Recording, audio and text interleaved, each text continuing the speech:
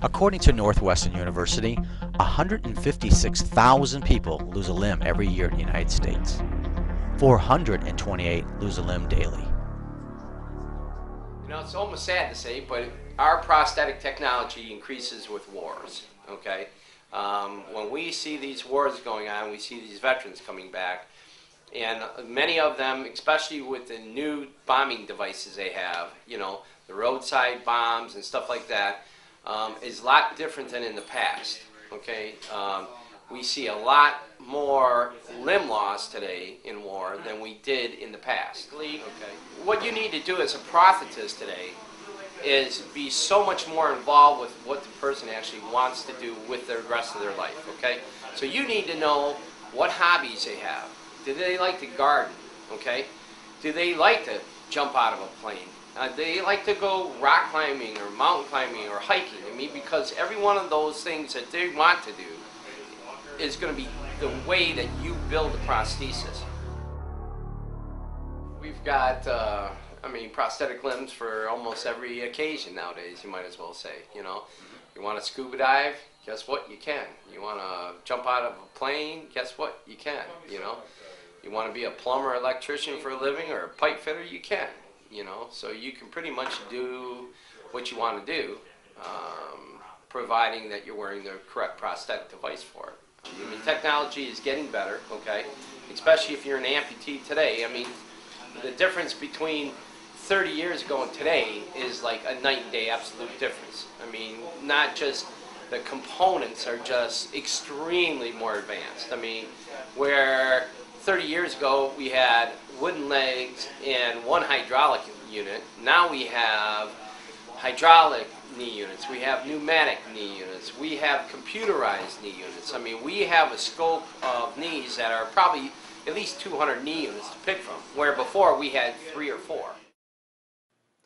On July 16, 2005, Alan Oprah went out for a motorcycle cruise and was hit by a drunk driver. It's just amazing that I'm walking so much now. I don't have to worry who's got steps or, you know, do I have to bring a wheelchair? You know, it's just, it opens up your freedom so much more.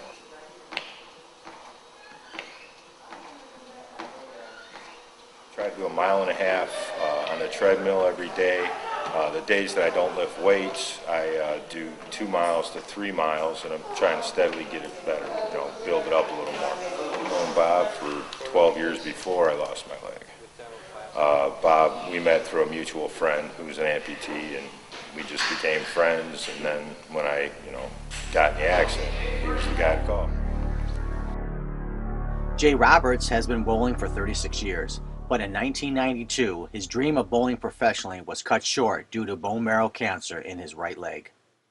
In 2005, Jay started working for Bob at Comfort Prosthetics and quickly became a certified prosthetic assistant. Take us through bowling. I mean, now you're with an artificial leg. Mm-hmm. How's that going? It's going better than I did with 2 legs. I was bowling since, I was a little kid in the Anthem leagues and the I Beat Santa type leagues, the prep leagues and all that stuff, 6, 7, 8 years old.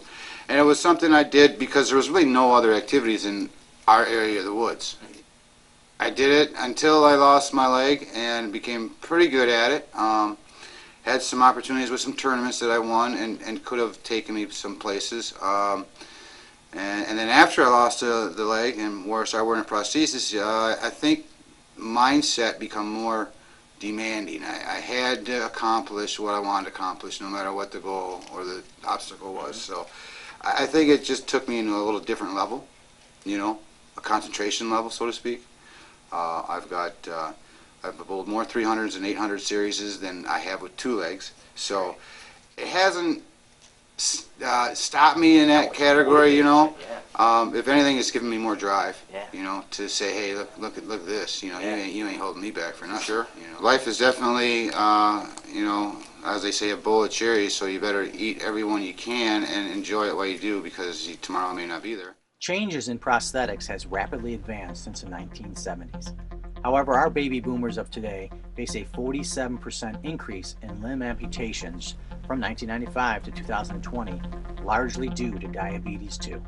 The number one cause of amputations today is vascular disease such as diabetes 2, followed by trauma, such as accidents, then tumors, such as cancer, and lastly, congenital anomalies, such as birth defects.